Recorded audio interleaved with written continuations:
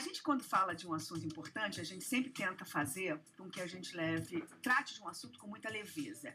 Porque a gente não tem que fazer alarde nenhum. A gente tem que explicar e tentar entender quais são esses processos que as pessoas passam quando os pais recebem um diagnóstico desse. Então, para que isso aconteça, a gente tem que ter um suporte.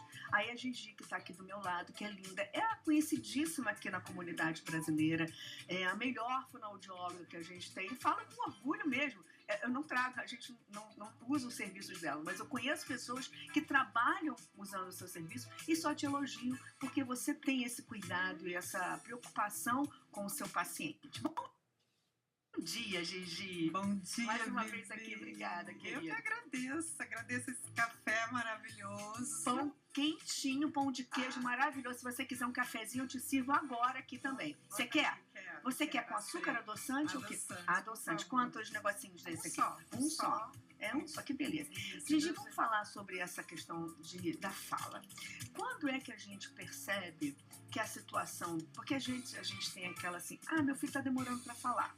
Aí você vai no pediatra e já você é normal. Um pouquinho, vai.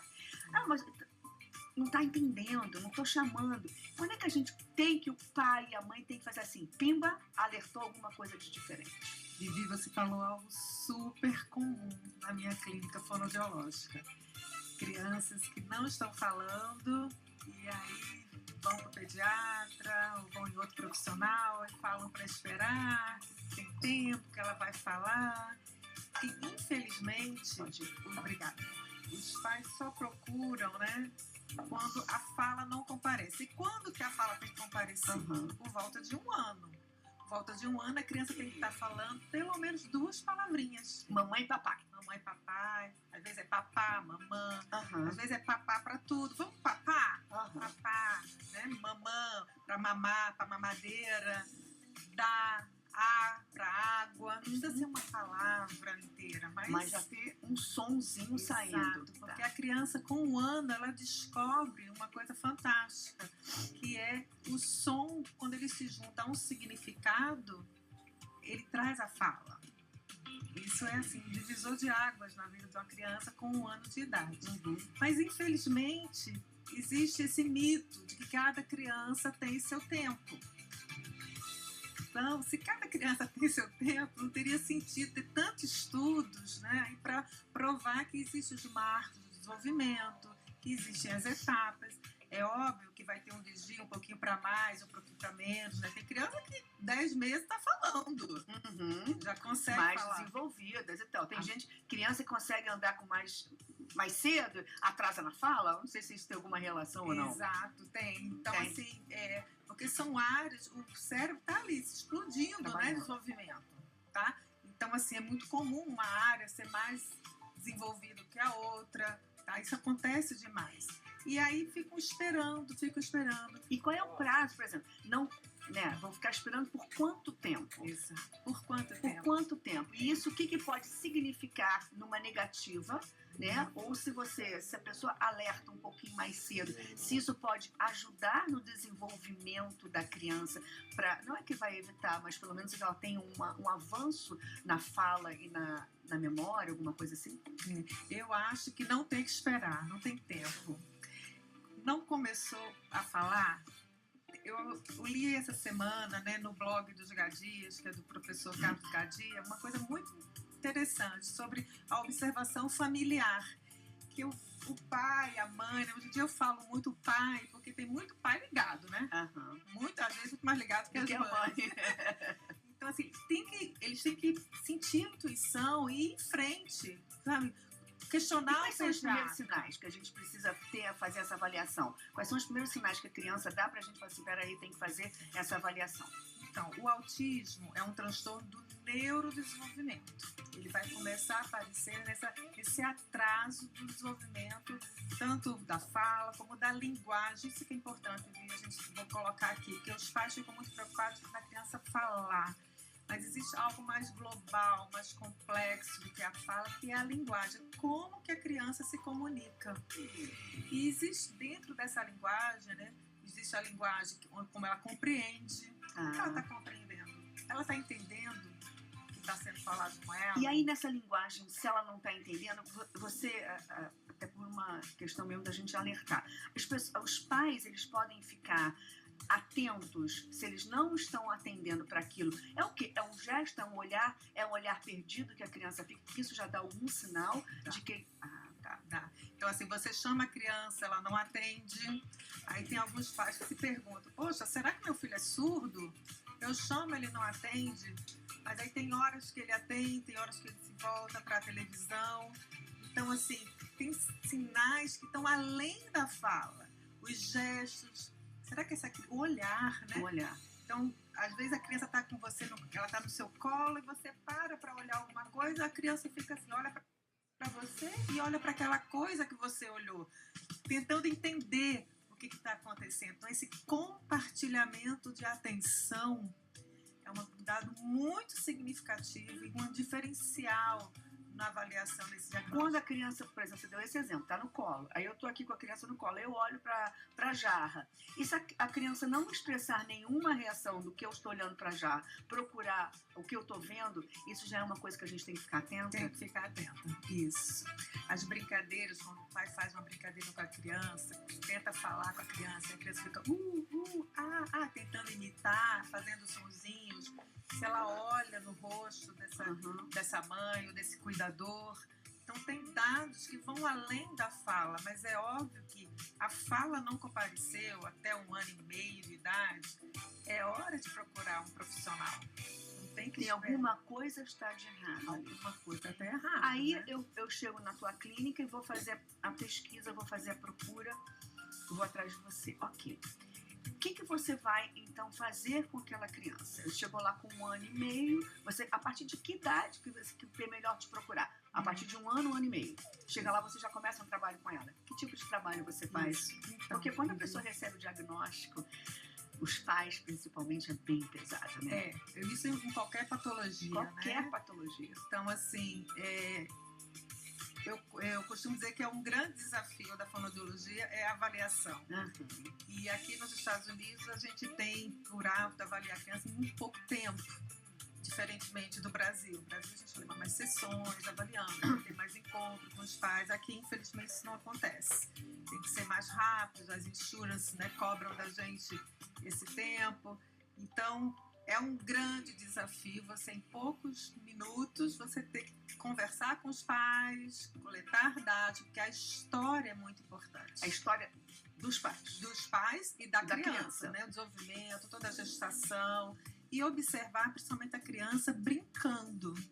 Então, um outro grande desafio na fonoaudiologia é que são exigidos que a gente aplique protocolos. Agora, imagina se aplicar um protocolo numa criança de 1 ano e meio. Gente, como é que faz isso? Pois é muito difícil. Então, a gente precisa estar fazendo...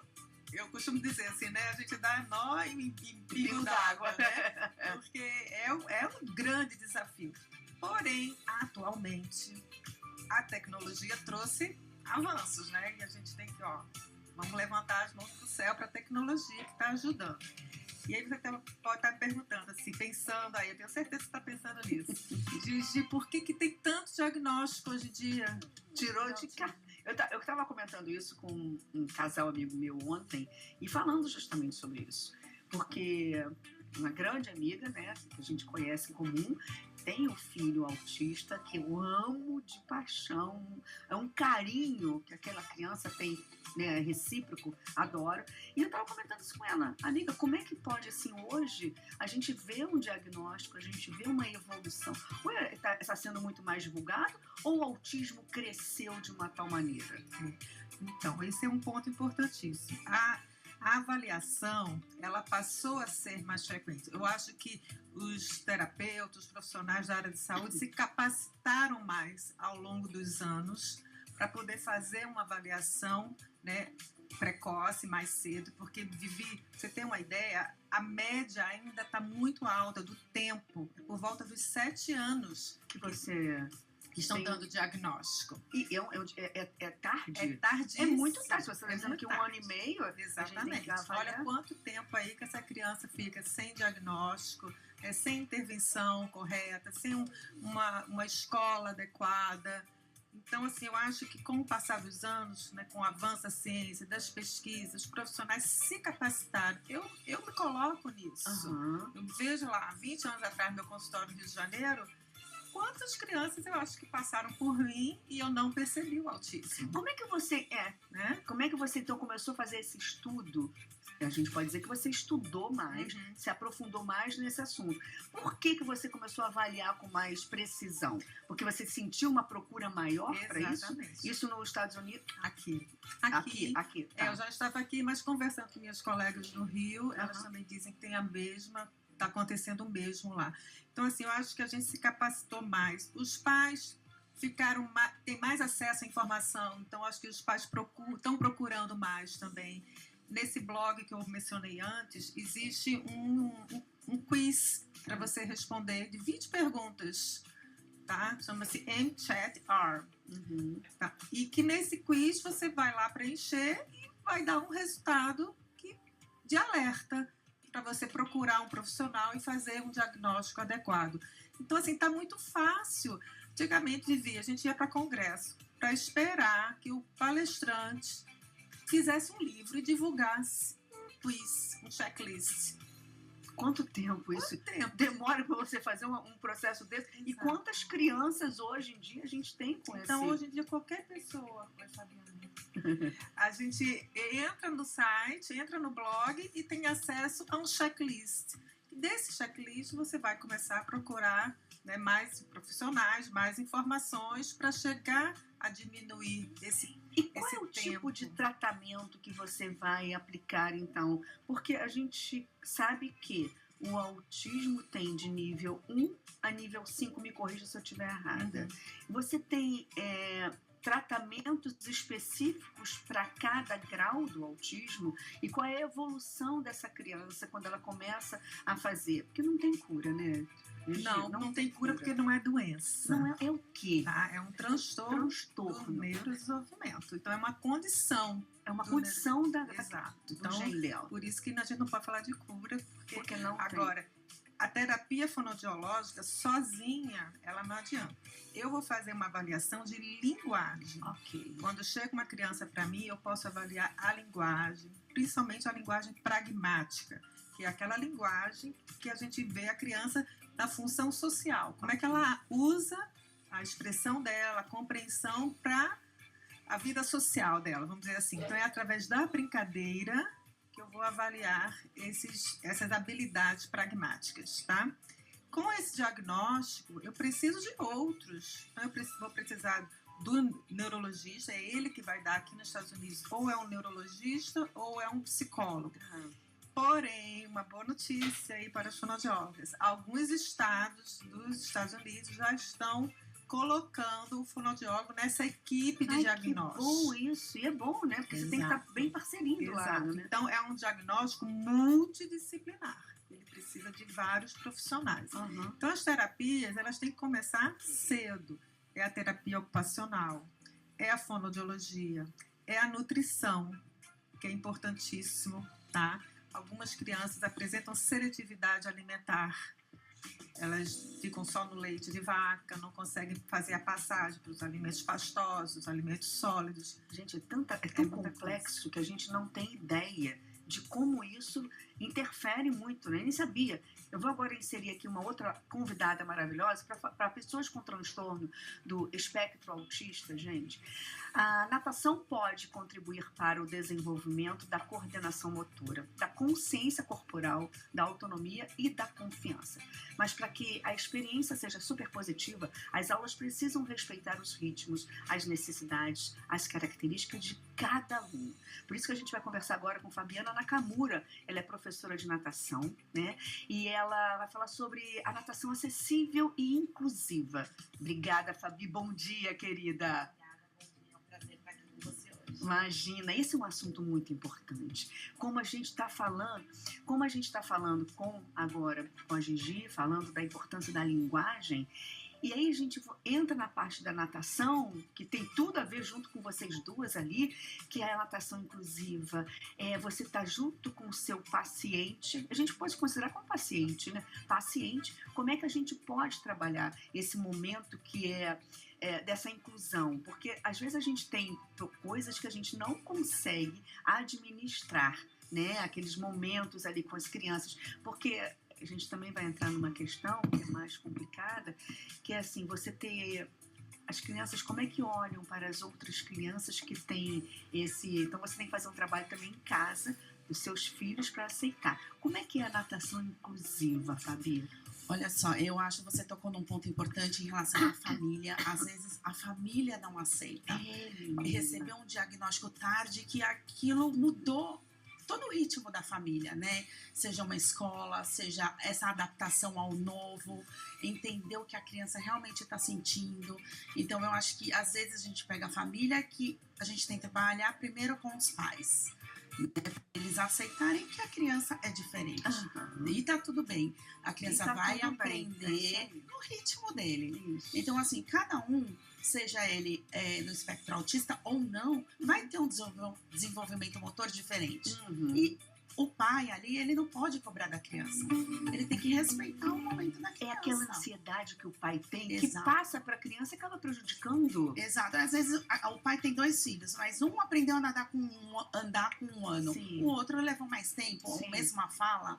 Então, é isso que eles têm que entender. Então, a gente recebe bastante criança. Inclusive, nós tivemos um evento ontem da natação e, assim, 12% eram crianças no espectro autista. Mentira. 95 inscritos e 12 crianças estavam lá e, assim, todas se divertiram. E a gente tem pai que fala assim, não quero levar. Porque eu não sei como ele vai se comportar no meio de outras crianças, muitas crianças. E o som, que às vezes eles são mais sensíveis ao som. Então, mas foi super legal, todo mundo saiu feliz, curtiu, tanto os pais, as crianças. Então, eu acho que é primeiro aceitar, né? Depois que aceita, veio o diagnóstico, qual o nível, e aí a gente vem para natação, a prioridade é a segurança aquática. Tá? Então, primeiro a criança tem que se sentir segura. Como? Vai ter que ter uma conexão entre o professor e a criança. Tem que sentir confiança em você. Exatamente. Então, a confiança é o primeiro passo. A partir da confiança, a gente consegue desenvolver o que for preciso. E qual é a importância da natação para o autista? Então, ele trabalha a parte de coordenação, eu acho que o relaxamento muscular também. Então, quando a criança não é verbal, a gente não sabe se tá dando, se não tá dando, mas ele expressa no músculo. Então, você vê que ele fica rígido. Opa, tipo, não dá, vamos mais leve. Então, isso também ele vai aprendendo a relaxar. No momento que ele estiver boiando de costas, então a musculatura ajuda, essa coordenação, porque ele vai aprender a parte respiratória, soltar o ar dentro da água, os movimentos da perna, do braço. Então, tudo isso ajuda numa série de coisas, né? E não só dentro da piscina, mas pro dia a dia. Então, de repente, ele chutar uma bola, ele se socializar com outras crianças. Então, eu acho que é muito importante. Vocês chegam a fazer aulas separadas? Quer dizer, você tem uma raia, digamos, específica para as crianças com espectro ou não? O que acontece é assim, quando a criança vem, nós fazemos uma aula avaliativa, só a criança e o professor, tá? A partir dessa aula, a gente conversa com a família e fala, olha, nesse momento a gente prefere que ele faça sozinho, até ele se confiar mais na gente, a gente entender qual o momento que a gente pode ir evoluindo, qual o passo, o ritmo da criança. A partir daí, a gente consegue colocá-lo numa turma. Legal. Mas depende muito da criança. Então, assim, se a criança está trocando a medicação, se ela está muito agressiva, aí a gente espera um pouco mais. Porque não é o momento dele se relacionar ali ainda, né? Fala, Gi. Deve, Gi. Aqui a gente está numa mesa redonda de bate-papo, de amigas. Então, me corrija se eu estou errada. Eu acho que também a natação ela vai ser importante para a questão sensorial da criança, porque o autismo ele costuma ter alteração sensorial, né, de pele, problemas de balance, né, de equilíbrio.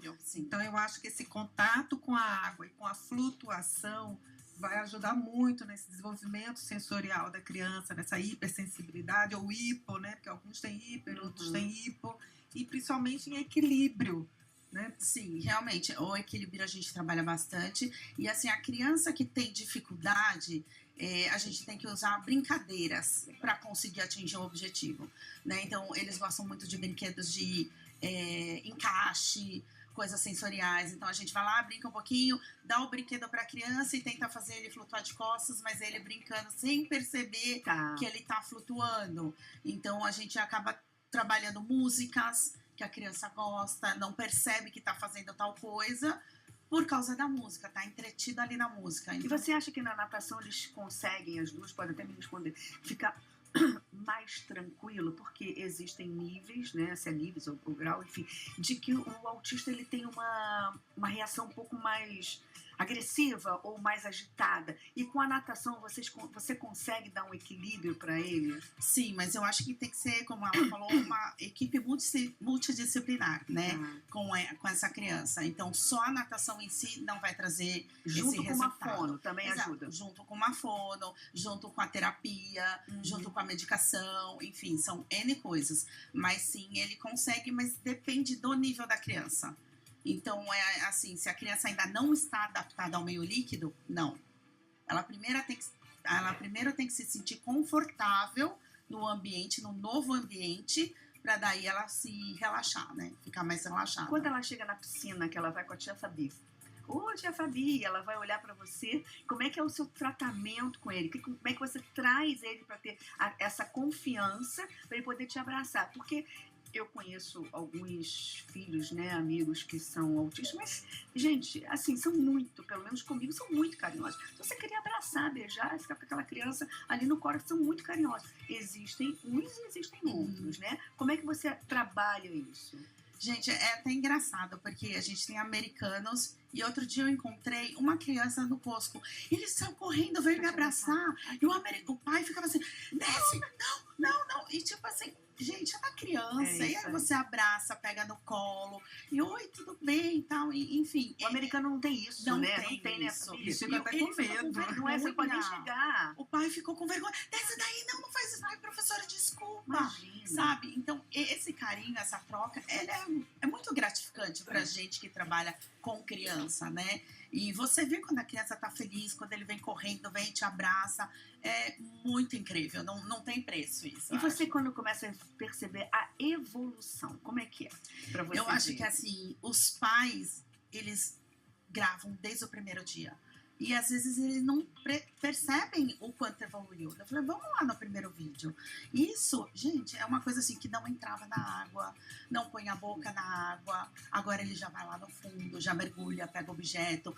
E o mais importante, feliz, né? Porque a gente não quer obrigar uma coisa que a gente sabe que é importante, mas a gente quer que a criança esteja no seu tempo, exato, que seja feliz, que curta ali. Porque se a criança que já não tem esse problema, né, do transtorno, já às vezes já tem uma certa barreira com a água, você tem que adaptar. Você imagina a pessoa que tem um pouco mais de agitação, fica mais receosa. Você tem que fazer um processo bastante lento. E essa parceria entre natação, hoje que a gente está falando aqui de natação, com a fono, é importante, né, Gigi? Para que a gente tenha uma evolução, né? Exato, porque isso que eu ia perguntar, os pais entram na água? Não entram. Não entram. Não. A gente, às vezes, quando a gente faz a primeira avaliação, a gente pergunta pro pai o que faz deixar ele mais tranquilo. Então, tem crianças que a gente tem que abraçar, contar até 10. Quando a criança tá muito nervosa, vai se acalmando. Então, cada criança reage de uma maneira, né? E, então, tem muito essa coisa da gente estar junto, de segurar. Mas a adaptação é aos poucos, né? Olha, não quer, vamos aos pouquinhos. Não adianta, você vai pôr o rosário. Não, aí você vai ter... Eu acho que dá trauma. É outro trauma, né? Eu acho que a gente vai ter um trauma. A gente vai fazer o seguinte, a gente vai dar uma paradinha pro intervalo comercial, mas vamos continuar com esse assunto, que depois, lá do Brasil, a gente vai conversar, acho que é do Rio de Janeiro, se não me falha a memória, com uma mãe que já tem um filho autista há 30 anos e que ela pegou dessa causa, ela pegou e montou uma associação para abraçar e para poder ensinar. Então, daqui a pouquinho a gente vai voltar a falar isso, 2 minutinhos, ou o intervalo comercial e já volto. Se você tiver alguma dúvida e quiser falar mais sobre esse assunto, manda com a gente aí através das nossas redes sociais. Beijinho, a gente volta já. Mas é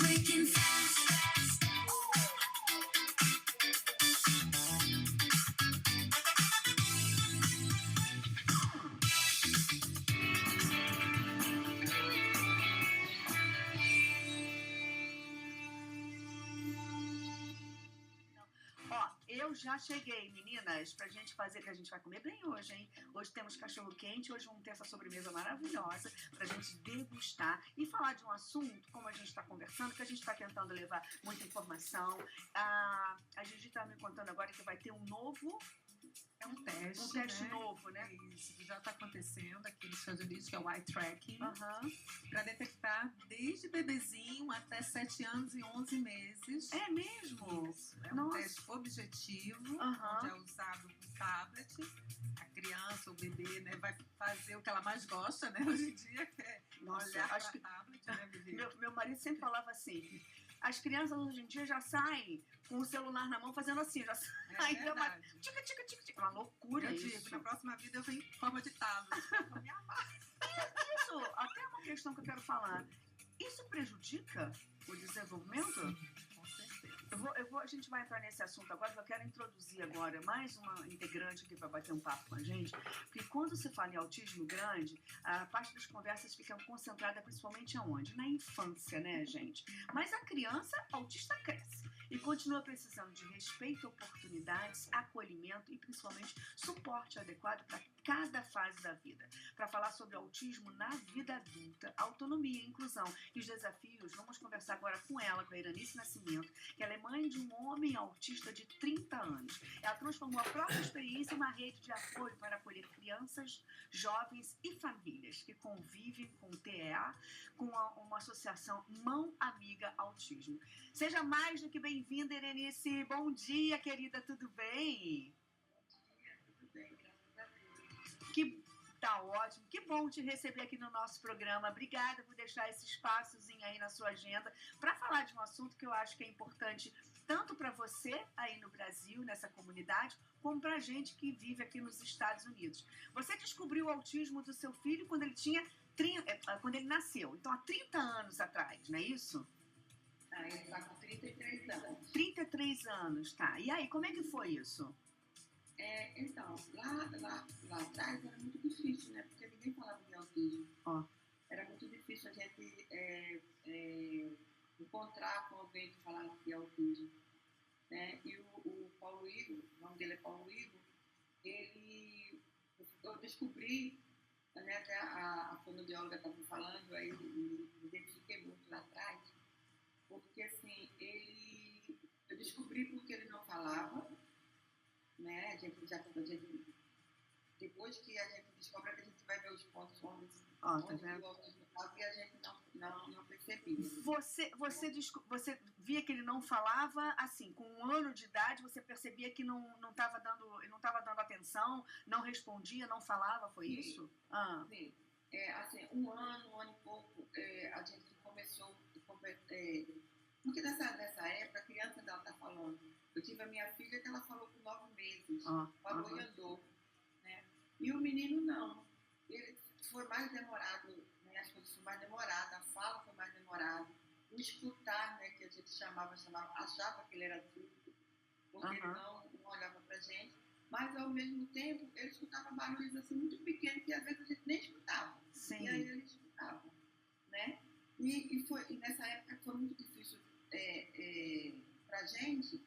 A gente não tinha como, eu não sabia para onde ir com ele, mas não sabia também que ele tinha autismo, não. Isso aí nem passava pela cabeça porque eu nunca, né? A gente nunca tinha escutado falar dessa doença, não é doença, desse transtorno, né? Ninguém não falava isso. Transtorno de síndrome, né? E ele não escutava a gente falando, a gente chamava ele, Paulo Igor e nada. Né? E quando ele foi fazendo 1 ano e 8 meses, a gente foi sentir falta da fala. Né? Algumas coisas soltas, ele começou a falar, né? Mais algumas palavrinhas, mas a nossa maior surpresa foi quando ele fez 2 anos. Tá. E aí ele estava auto-alfabetizado, ele se auto-alfabetizou. Ele sempre gostava muito de pegar jornal, de revista, programa de televisão, que tinha muito comercial, né? E a gente ficava prestando atenção por quê. Ele ficava assim. E aí, daqui a pouco, ele leu uma palavra, eu não acreditei, fiquei quieta, né? Porque, pronto, criança de 2 anos, né? 2 anos. Ele chorou aquilo ali. né? E ele falava letras por letras, né? Então, assim, levei ele no Afono. A Fono achou que realmente ele lia, ela não achou que ele lia, ela achou que ele tinha decorado, que ele decorava algumas coisas, né? Mas foi passando e a leitura dele foi cada vez aumentando. Mas era uma leitura, assim, ele só falava lendo. Aham. Ele não falava mamãe, papai, irmã, amiguinhos, ele não falava isso, ele não pedia as coisas. As coisas que ele queria, ele ia lá, pegava, né? Ele era super independente, isso a gente achava ótimo, porque não dependia muito. Você pegar água, pegar biscoito, pegar alguma coisa que ele queria, ele ia Sim. lá, pegava e tudo certo. Só que depois, no desenvolvimento, eu vi que isso tudo estava errado, né? Ele tinha que me buscar para pedir as coisas, para pedir o que ele queria, né? Mas ele foi diferente. Quando é que você... E como é que foi essa descoberta, então? Quando é que você descobriu que realmente teve esse diagnóstico do autismo? Como é que foi isso para você? Com Ele já estava com 7 anos. Ó, tá vendo? Quantos anos? 7 anos. Que é um prazo muito longo, né, Gigi, para poder ter Essa isso. característica que ela falou da leitura, né, super cedo, é muito comum, isso tem um nome, se chama hiperlexia, tá? Que é uma leitura por decodificação. Quando ela falou decorava, ele só decodificava. Só que decodificar é diferente de compreender. Então, a leitura, né, sem compreensão. Ele também tinha ecolalia, ele ficava repetindo o que você falava. Sim, tinha muita ecolalia, muita. Ele repetia muito o que a gente falava, né? Como você falou, a leitura dele não era uma leitura que ele entendia o que estava lendo, né? E era muito difícil, porque na escola, ele não queria ir para a escola, porque a professora fazia alguns trabalhos com ele, lá ele entendia que aquele trabalho era muito fácil para ele, e ele queria ir embora, ele não queria ficar na escola. Foi todo um trabalho feito, né, para E quando você recebeu esse diagnóstico? Quando você recebeu? Você não sabia o que era autismo, né? Aí você foi estudar, foi entender o que era, e daí para frente? Então, Ele tem hoje 33 anos? O que aconteceu? Eu conheci uma fono do Instituto Fernando Figueiras. Ela se chamava Mônica Cioli. Tá. E aí, quando a gente ia para... Quando eu consegui uma vaga no Instituto Fernando Figueiras para ele para ser atendido pelo neurologista, né, que tem no Fernando Figueiras. A Mônica fazia um trabalho lá de voluntária. As mães que saíam do consultório, ele falava assim, olha, ele precisa de um atendimento psicoeducacional. E aí não tinha. Onde eu encontro? Não tem. O que você tem que fazer? O que a gente tem que fazer? Olha, tem que procurar. E era uma coisa muito difícil aqui no Rio, né? Eu sou paraibana, e fazia pouco tempo que eu estava no Rio. Fazia tanto tempo que eu não sabia por onde começar, né? Mas, graças a Deus, conheci essa menina, conheci essa fono, a Mônica, e ela já fazia um trabalho com os pais lá no Instituto Fernando Figueiras. Quando os pais saíam, ela chamava os pais para perguntar, para saber como é que a gente estava, saber depois do diagnóstico como é que estava, o que aconteceu, né? Falar de autismo, né? Ela foi uma pessoa que ela me ensinou muito sobre autismo, sobre meu filho, até por causa da hiperlexia. Isso atrapalhou muito, uma coisa atrapalhou a outra, né? A hiperlexia atrapalhou muito o autismo. E aí a gente começou nessa reunião lá, todo último sábado do mês a gente tinha essa reunião de acolhida, a gente falava, porque ela acolhia os pais, ela acolhia aquelas mães, né, mais mães do que pais naquela época, né, e ela trazia alguns textos dos Estados Unidos para a gente, né, ela lia aqueles textos e trazia para a gente, para falar como que era em algumas associações nos Estados Unidos, né? Mas quando chegava para cá, a gente ficava tentando fazer, como que a gente vai fazer? Você criou, fundou a Mão Amigo, é isso ou não? Ou foi a Mônica? Isso, foi passando o tempo, sim. E aí dessa reunião surgiu a ideia de uma associação associação que Ok. faz para a gente trabalhar, para a gente ver como que a gente podia ajudar mais tanto a família, que fica bem perdida, Sim, quanto total. as crianças. E naquela época, lá atrás, como a gente não sabia o que era, a gente ia trabalhando conforme a gente educava a criança.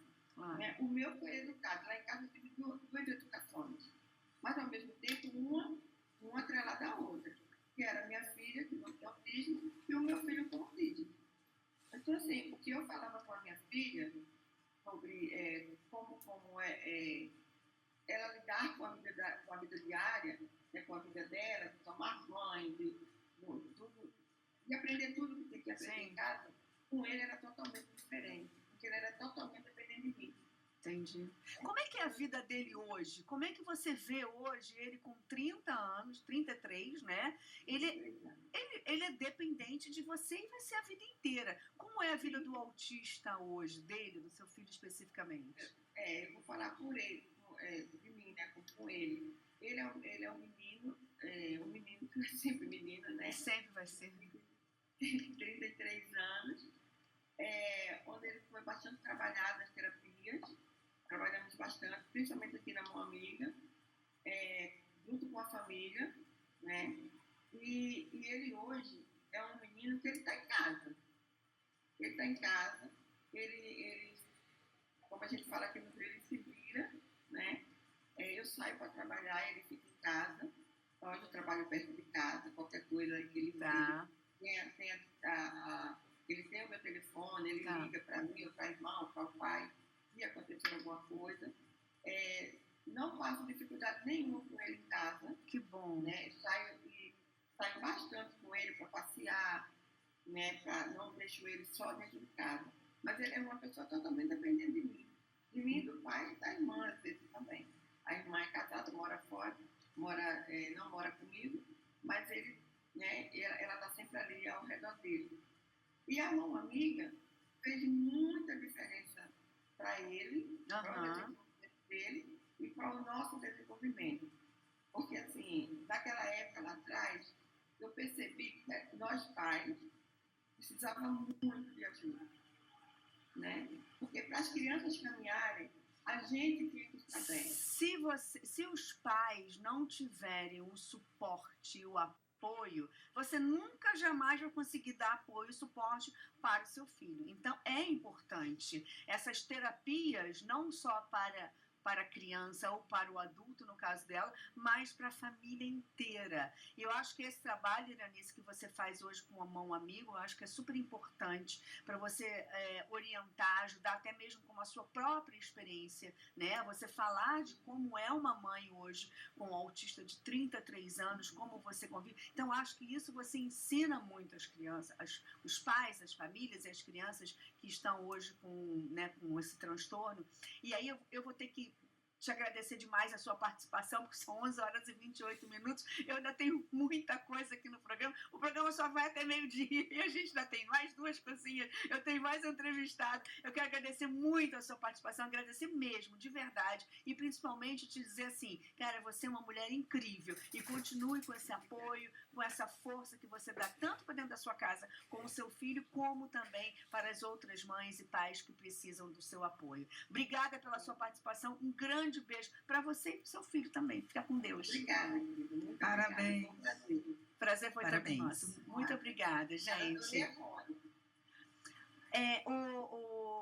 Fabi, o meu diretor está dizendo agora que estão perguntando no chat onde você atende. Paga o microfone. Oi, desculpa. A gente tem uma unidade dentro da LA Fitness de Metro West aqui em Orlando, Sim. que é ali na Kirkman. E a gente vai abrir agora a segunda unidade em Deerfield Beach. Ah, que legal, lá, Uhum. legal. E a gente atende aos particulares nos condomínios, pode ser na residência ou na piscina do condomínio também. Tá, Gi, e as pessoas que querem fazer uma fono, adulto também, que tá que às vezes fica assim, não. Isso, Então, tem um consultório aqui em Orlando, Tá, onde a gente já vai começar a fazer o exame do eye tracking, ok. tá? Com a fonoaudióloga Ieda Quirino, Tá. que ela é minha parceira, minha colega, meu braço direito e esquerdo aqui. E também lá em Boca Raton nós temos uma outra unidade, uma clínica, uma super clínica que oferece homeschooling, oferece arte terapia, musicoterapia e uma sala que é de estímulos de 5 dimensões, onde a criança vai ser estimulada no olfato, na gustação, na audição, na visão e no movimento. Então a clínica lá está em Boca Raton. E aqui em Orlando, ali na Kirkman, pertinho da Fabi. E ó, as duas ali parceirinha. Meninas, eu quero agradecer muito. Vocês foram importantíssimas na nossa pauta de hoje. Obrigada, Fabi. Obrigada, viu? Sempre. A casa está sempre aberta para vocês virem falar de assuntos que são extremamente importantes. Conte conosco. Eu vou para a cozinha, mas vocês não precisam ir embora, não. Vocês podem ficar ali sentadinhos, porque nós vamos, se vocês quiserem, pode comer pão de queijo, fiquem à vontade. Mas, tá vendo? Nós estavam comendo aqui. Eu cheguei aqui e atrapalhei a conversa. Vou pro lado de cá para